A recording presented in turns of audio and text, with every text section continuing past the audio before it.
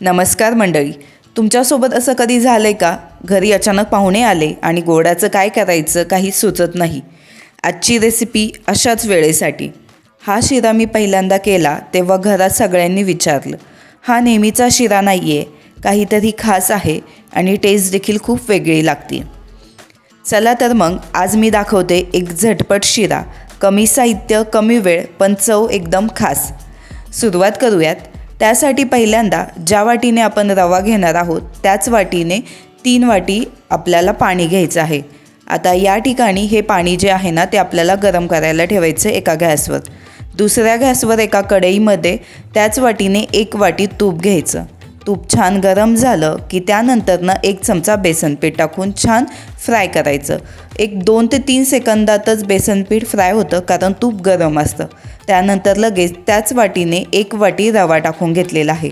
आता बेसनपीठाचं प्रमाण तुम्ही जितका रवा घेता त्यानुसार हे बदलत राहील. आता रवा छान या तुपामध्ये भाजून घ्यायचा. मस्त तुपात रवा भाजला ना की तो असा एकदम फुलला जातो.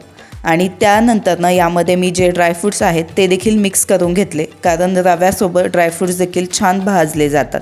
आणि हे पाहू शकता, रवा असा छान फुलला जातो.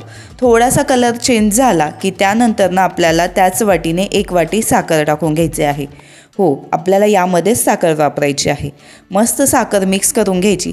साखर अशा पद्धतीने वापरली की साखर कॅरमलाईज होते आणि कॅरमलाईज झालेल्या साखरेचा कलर या रव्याला खूप छान असा येतो. तुम्ही पाहू शकता, 1च मिनिट मी फ्राय करून घेतलं आणि छान रव्याचा कलर एकदम ब्राउनिश दिसायला लागलेला आहे. 1 ते 1.5 मिनटं आपण ही साखर या रव्यामध्ये भाजून घेतल्याच्या नंतरनं जे गरम करायला पाणी ठेवलं होतं त्याला उकळी येते. ती उकळीचं पाणी यामध्ये टाकून मिक्स करून घ्यायचं आणि अगदी लो फ्लेम ठेवून झाकण ठेवायचं आणि हा रवा शिजवून घ्यायचा.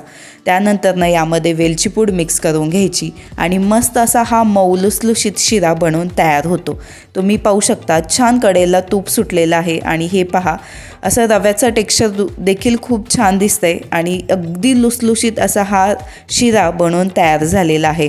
त्यामुळे घरी अचानक पाहुणे आले तर टेन्शन घ्यायचं कारण नाही. तुम्ही मस्त हा शिरा बनवू शकता. याआधी देखील मी एका शिऱ्याची रेसिपी तुमच्याबरोबर शेअर केलेली आहे. त्याचा व्हिडिओ या व्हिडिओच्या शेवटी नक्की देईल, तो देखील चेक करू शकता. कलर देखील सुंदर आला आहे आणि पाण्याच्या ऐवजी तुम्ही दुधाचा देखील वापर करू शकता, जेणेकरून चव देखील अजून भन्नाट वाढेल. आणि याआधी मी देखील आधीच्या व्हिडिओमध्ये मटार बटाट्याची रस्साभाजी कुकरमध्ये कशी बनवायची अगदी झटपट हे सांगितलेलं आहे, त्यामुळे तो व्हिडिओ देखील चेक करायला विसरू नका. व्हिडिओ आवडला असेल तर लाईक करा, शेअर करा आणि हो, नक्की ट्राय करा.